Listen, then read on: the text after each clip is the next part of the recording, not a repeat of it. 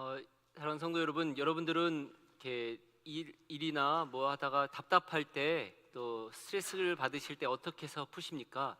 우리 한국 사람들은 이렇게 좀 피곤할 때, 좀 누가 지칠 때 바람 한번 쐬고 오는 일이 있지요. 바람 한번 쐬고 오자 하고서 뭐 거창한 건 아니지요. 동네를 한번 걷고 오기도 하고, 혹은 조금 좋은 데가 있으면 이렇게 산책하러 다녀오고, 혹은 작은 뒷산이라도 다녀오면은 한번 이렇게 기분이 좋아지곤 하지요. 이게 바람을 잠깐 쐬고 오면 이렇게 숨이 이렇게 이렇게 좀 마음이 가벼워지는 경우가 있습니다. 어쩌면 우리 한국 사람들은 본능적으로 그렇게 알고 있지 않을까 싶습니다. 이 바람이 불면 뭔가 있다는 것을 말입니다. 프랑스의 폴 발레리는 이런 식구를 얘기를 나눴는데요.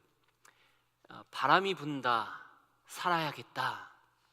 이 구절이 너무나 인상적이어서 많은 사람들에게 이렇게 회자되곤 했습니다. 바람이 분다, 살아야겠다. 그가 이 시를 쓴 것의 제목은 해변의 묘지라는 겁니다. 여러분 한번 생각해 보십시오. 묘지가 있습니다. 그것이 해변가에 있는 묘지입니다. 무덤 앞에서, 죽음 앞에 서 있습니다.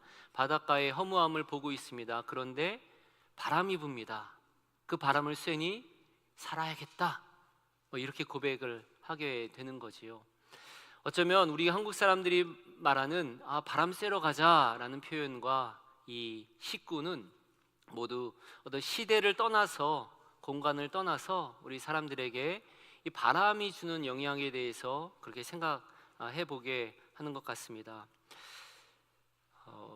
여러분, 성경에서도 바람이 불면 놀라운 일이 일어났습니다. 우리는 지난주에 부활하신 주님을 이렇게 함께 나누었습니다.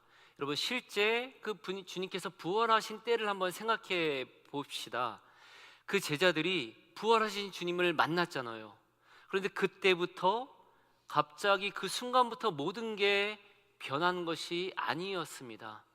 예수님이 부활하시고 그 뒤에 어떤 그 교회들이 일어나고 무언가 달라지는 그 과정 가운데 큰 차이가 있었는데, 어떤 때부터 그 일이 시작했느냐 하면 바람이 불어올 때였습니다. 그래서 저는 이 주님이 부활하신 때부터 정말 이제 제자들이 변하기 시작하는 때, 그리고 정말 이 초대교회가 달라지던 때, 그 기점, 그 바람이 불어오던 때를 돌아보며 이 사도행전 1장과 그 2장 앞부분까지를 한번 그 시대를 한번 생각해 보고자 합니다. 그래서 이번 당분간 몇 주간 바람이 불어오면 이라는 주제로 같이 말씀을 나누고자 합니다. 또 다른 부제로는 숨이 돌아오는 계절, 바람이 불어왔을 때 제자들에게 어떤 일이 있었는지 우리가 한번 말씀을 살펴보고, 우리에게도 그 바람이 불어오면 어떤 일이 일어날지 기대할 수 있기를 바랍니다. 여러분, 바람이 필요하면 어떻게 해야 되지요? 보통 것을 찾아 나서든지 떠나야 하지요. 그런데 주님께서 이렇게 말씀하신 정반대를 말씀을 하십니다. 예루살렘을 떠나지 말고, 너희들 있는 데를 떠나지 말고 기다려라 라고 말씀하시는 것을 보게 됩니다. 바람이 필요한 너희지만 그것을 찾아 떠나가라라는 것이 아니라 오히려 기다리라고 말씀하십니다. 왜 그럴까요? 오늘은 왜 주님께서는 그렇게 기다리라 말씀하셨는지 그 부분을 한번 생각해 보기 원합니다. 여러분, 한번 그것을 생각해 보면 좋겠는데요. 부활하신 주님을 제자들이 만난 때를 한번 생각해 보십시오. 얼마나 감격이 컸을까요? 그리고 그 부활하신 주님께서 며칠간 제자들과 함께 있으셨지요? 40일간을 그들과 함께 계셨습니다. 40일간을 그들과 함께 생활하시며 하나님 나라의 일을 말씀하셨다고 성경은 기록합니다. 이 제자들의 모습, 그들의 마음이 얼마나 감격스러웠을까요? 얼마나 기뻤을까요? 그 부활하신 주님과 함께하며 주님은 그때 그 능력의 말씀을 선포하셨을 겁니다. 하나님 나라가 어떤지를. 그런데 주님께서 떠나가실 때쯤 되었을 때 제자들이 던지는 물음이 있습니다. 바로 이런 질문입니다. 주님께서 이 하나님 나라의 일을 40일간을 말씀하셨지요.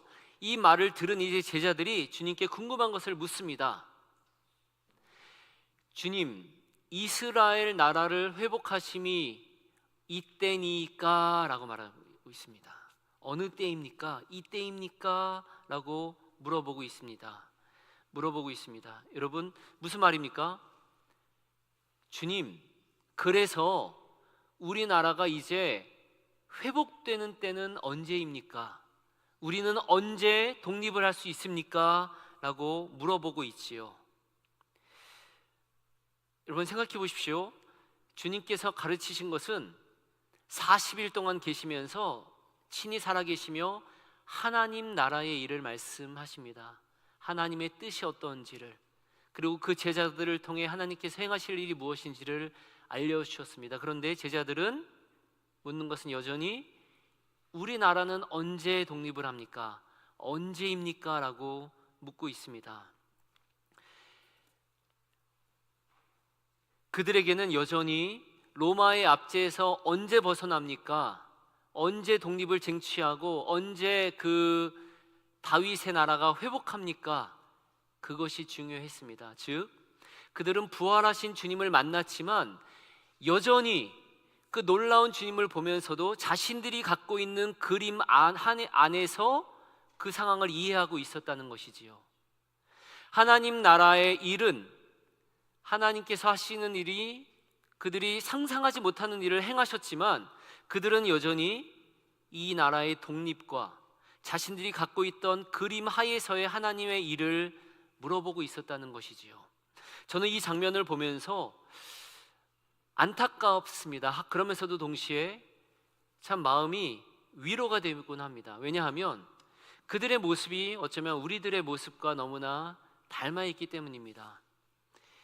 우리는 하나님께서 주시는 큰 은혜를 경험하고 하나님이 주시는 놀라운 기적을 경험하기도 합니다. 그런데 그런 것을 경험하지만 여전히 우리가 갖고 있는 그림 안에서 그 모든 것을 이해하려고 합니다. 부활은 사실은 제자들이 갖고 있던 그림을 완전히 벗어나는 것이었습니다. 상상도 하지 못하는 일이었습니다. 하지만 여전히 그들은 자신들의 그 프레임 안에서 그것을 보는 거지요. 우리 역시 그렇다는 거죠. 하나님께서 우리가 간절히 바라는 것들, 우리가 기도하는 것들, 그것보다 더 큰 일을 행하시지만 여전히 우리는 우리의 갖고 있는 그림 안에서 그 장면을 이해하고 그것을 넘어서는 보지 못한다는 것이죠. 그것이, 이런 질문이, 이런 것은 잘못된 것은 아니죠. 잘못된 것은 아닙니다. 그렇지만 하나님께서 보여주고자 하시는 큰 그림을 때로는 우리는 이해하지 못할 때가 있습니다. 부활하신 주님을 만나고도 자신의 옛날 그림에서 그것을 그저 보려고 할 때가 있습니다. 어떤 어린이들이 그런 얘기 하지 않습니까? 이 그림을 생각하다 보니 저는 정말 우리가 제가 갖고 있는 그림 안에서 모든 것을 이해하려고 할 때가 많다는 것을 생각을 많이 합니다. 그 어린 시절에 그런 이야기, 언어 유희가 있지 않습니까? 내가 그린 기린 그림은 잘 그린 기린 그림이고 네가 그린 기린 그림은 못 그린 기린 그림이다. 연습 많이 했습니다. 예. 이 그림, 그러니까 우리가 어떤 그림을 그리면 그 안에서 다 이해하려고 하거든요. 아이들에게 이 지구를, 우주를 상상해서 그려봐라 그러면 자신들이 이해하는 한도 안에서만 그림을 그리지요. 여러분, 우리 지난 주간에 저 우주선이 달까지 갔다 온 모습을 보면서 우리 많은 이들이 감탄을 하지 않았습니까? 무엇 때문입니까? 이 우주가 넓기 때문이지요. 그 위대한 일을 했기 때문에 감탄하지만, 그러나 사실 우리가 알고 있는 이 우주는 너무나 작은 거라는 것을 다시 한번 확인하게 되지 않습니까? 우리는 달까지 가서 가까이 본 것이 얼마나 감격스럽습니까? 그런데 이런 지구나 이런 달이 이 태양계 안에 얼마나 많이 있습니까? 우리가 속해 있는 은하 안에 수억 개 이상의 별이 있다고 하지 않습니까? 그리고 우리가 속해 있는 이 은하는 전 세계의 이 온 우주의 작은 은하 중 하나인데, 이 온 우주에는 우리 은하 같은 이 은하가 수억 개가 있다고 합니다. 수백 개, 수천 개가 아니라 이런 은하가 수억 개가 있다고 하는 것이 과학자들의 발견 아닙니까? 그렇게 보았을 때 우리는 다시 한번 저는 이 장면을 생각하게 됩니다. 우리는 얼마나 작은가? 우리는 얼마나 우리 이성으로 모든 것을 알고 있다고 판단하는가? 심지어 하나님의 일도, 하나님 나라의 일도, 그리고 영원한 생명에 관한 일도 우리는 얼마나 우리 이성으로 다 알고 있다고 판단합니까? 제자들의 모습이 이랬다는 것이죠. 부활을 보았지만 여전히 옛 그림 안에서 그렇게 이해하고 있었습니다. 주님은 이에 대해서 어떻게 하십니까? 제자들에 대한 주님의 질문이 약간 흥미로운데요. 7절과 8절 말씀 보면 이렇습니다. 때와 시기는 아버지께서 자기의 권한에 두셨으니 너희가 알 바 아니다 라고 말씀하십니다. 제자들이 간절하게 묻는 질문에 그 때, 시기, 그것에 대해서 말씀하시는 것이 아닙니다. 주님이 말씀하시는 것은 예루살렘과 온 유대와 사마리아와 땅끝까지 이르러 내 증인이 되리라. 오직 성령이 너에게 임하시면 이라고 말씀하고 있습니다. 여러분, 주님께서는 사실 우리 역시 그렇지 않습니까? 언제입니까? 주님, 내 삶이 풀리는 때는 언제입니까? 내 자녀의 어려움이 풀리는 때는 언제입니까? 그것은 언제 이루어집니까? 그것만 알려주십시오. 그것만이라도 알려주시면 제가 편안하게 있겠습니다 라고 말하지 않습니까? 그런데 주님은 우리의 답답함을 모르는 분이 아니십니다. 그렇지만 주님은 그 때를 알려주지 않으셨습니다. 지금도 마찬가지인 것 같습니다. 하나님이 우리에게 그 때를, 우리는 그것이 알고 싶은데 그것을 알려주시지 않습니다. 그런데 만약에 여러분, 하나님이 그 때를 알려주신다면 어떻게 될까요? 어쩌면 우리는 그 때만을 기다리면서 그 과정, 모든 것은 그 때가 만약에 멀다면 어떻게 될까요? 그럼 우리는 더 좌절할지 모릅니다. 주님께서 우리에게 알려주신 것은 그 때가 아닙니다. 어쩌면 하나님이 우리에게 그 때를 알려주신다면 우리는 그 때만을 바라보며 그동안의 삶이 어쩌면 그저 시한부 삶처럼, 사람 사는 방식이 아닌 것처럼 그냥 지낼지 모릅니다. 그런 이야기를 예전에 들은 적이 있습니다. 어떤 우리 교회뿐 아니셨는데요. 예전에 어떤 이민 오셔서 얘기를 하면서, 그러니까 한국을 자주 가고 싶어서 매년 이제 한국을 가야지, 내년에는 꼭 가야지 했는데 이렇게 뭐 일도 바쁘고 때로는 그 자녀 일도 있고 또 상황이 안 되고 또 가고 싶은데 경제가 어렵고 막 이러다 보니 못 간 겁니다. 그렇게 해서 돌아보니 30년을 못 갔는데 사실은 그 마음이 늘 있었다고 하시더라고요. 이렇게 가고 싶은 마음. 그런데 가만히 돌아보니 내가 왜 그렇게 한국 가고 싶은 날만 손꼽으며 살다 보니 시간이 갔구나. 오히려 내가 내가 이 땅에서, 내가 살고 있는 여기를 내 집으로 여기지 않고 그저 늘 돌아가야 될 곳을 생각하며 사는 것이 아닌가라고 이야기를 하신 바가 있습니다. 어쩌면 우리 많은 분들의 이야기일 수도 있겠습니다. 우리는 고국을 생각하기도 하고 또 다른 곳을 생각하기도 합니다. 그런데 어쩌면 그러다 보니 우리가 있는 이곳을, 이 땅을 자꾸 생각하지 못할 때가 있습니다. 그저 언제 그게 끝나나, 언제 거길 가나, 언제 무엇을 하나 생각할 때가 있습니다. 주님께서 그 제자들에게 그런 말씀을 하시는 거죠. 예루살렘을 떠나지 말아라. 그리고 예루살렘과 유대와 사마리아와 땅끝까지 이르러 내 증인이 되리라. 주님이 말씀하신 곳들은 다 지명들입니다. 너희들이 있는 지역, 그 예루살렘부터 시작하여서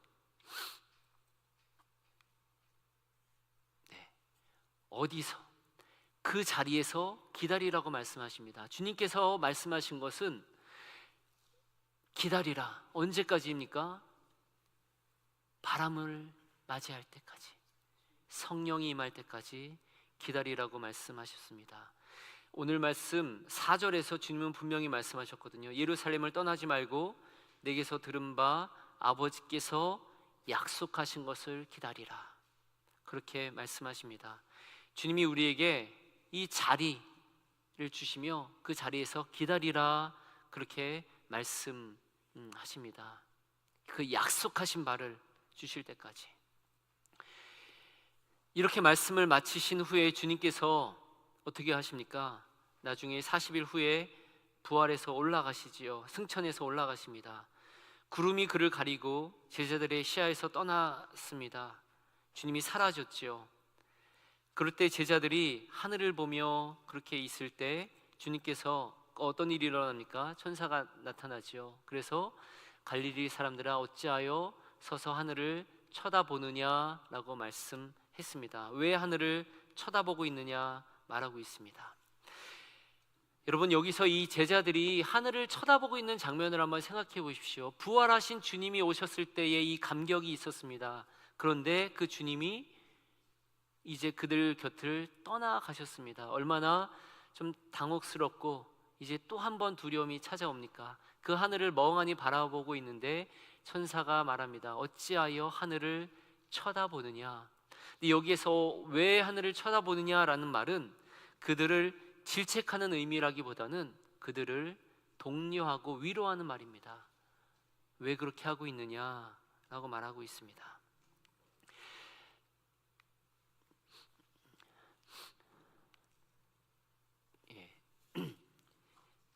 그 주님께서 이제 그 천사가 말했지요. 왜 하늘을 쳐다보느냐? 너희 가운데서 하늘로 올려주신 예수는 하늘로 오심을 본 그대로 오시리라 말씀하십니다. 천사가 말합니다. 그 분께서 다시 오신다라고 말합니다. 그러니 이제 하늘을 쳐다보고 있지 말아라라고 이야기하고 있습니다. 그들에게는 주님이 하신 말씀이 생각나는 거지요. 예루살렘에서 기다리라. 약속하신 것이 올 때까지 기다리라라고 말하고 있습니다. 여러분, 여기서 우리는 한 가지를 생각해 볼 수 있겠습니다. 제자들이 이제 그 자리로 돌아가서 기다릴 수 있었던 그 이유는 무엇일까요? 그들의 의지 때문일까요? 그들의 믿음이 충분해서일까요? 우리는 여기에서 주님이 하신 말씀을 다시 생각해 볼 수 있습니다. 요한복음 14장 18절에서 그렇게 말씀하셨지요. 내가 너희를 고아와 같이 버려두지 아니하고 너희에게로 오리라 말씀하셨습니다. 내가 너희를 고아와 같이 버려두지 않을 것이다 라고 주님이 하신 약속이 그들에게는 다시 생각났을 것입니다.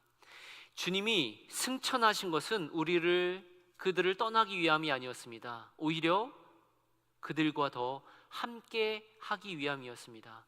육신으로 오셨던 주님께서는 그 순간 그 자리에만 계셨지만 이제는 그들을 떠나 오히려 모든 시대, 모든 장소에 그들과 함께 하기 위함이었습니다. 그 말은 우리에게까지 해당하지요.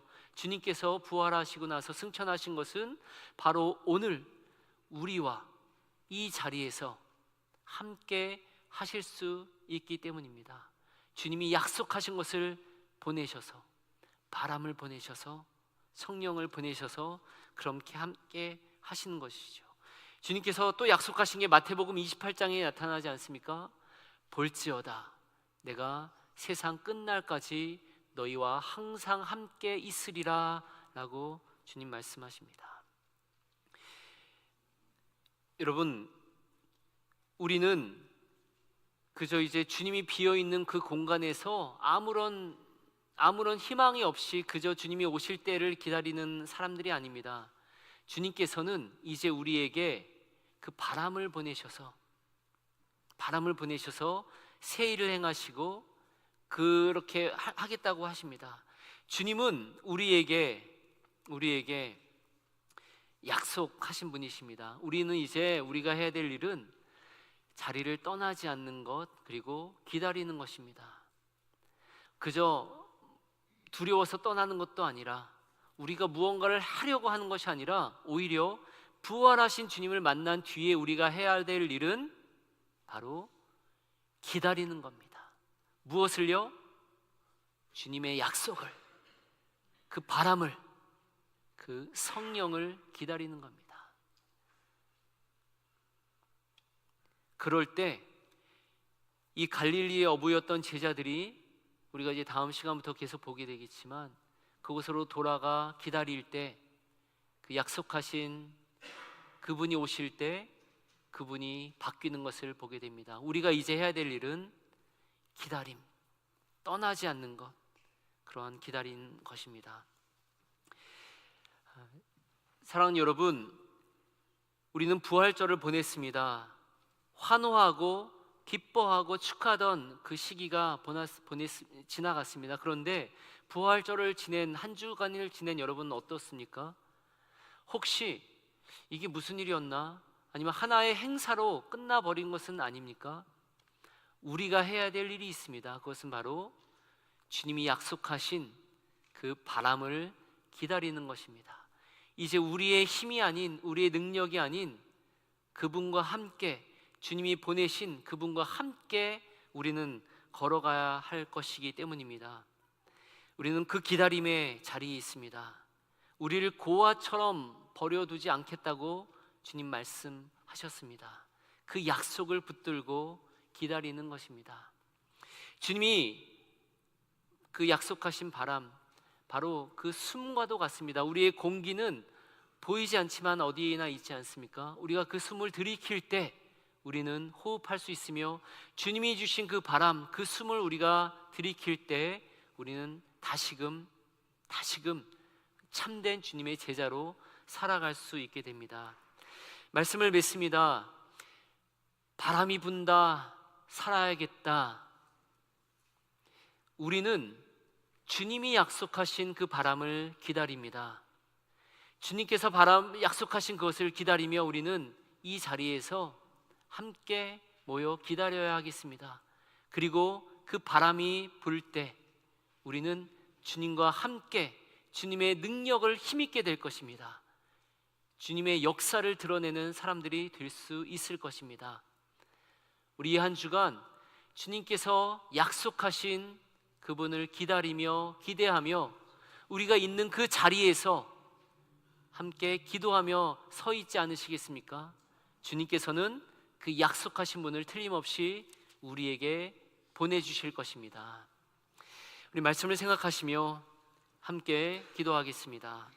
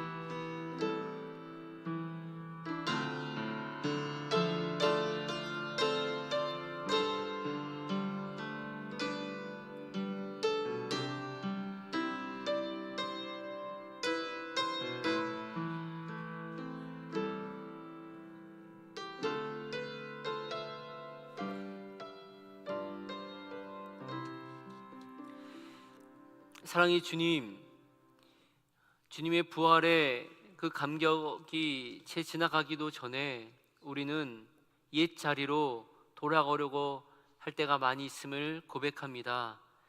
주님, 익숙한 곳으로 머물려고 하고 그저 하늘만 쳐다보기도 하고 때로는 어딘가로 떠나고 싶습니다.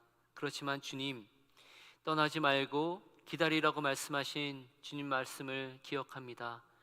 바람이 불면, 성령이 오시면 너희가 권능을 받고 너희가 있는 그 자리 예루살렘과 온 유대와 사마리아와 땅 끝까지 이르러 내 증인이 되리라 말씀하신 그 주님의 약속을 기다립니다.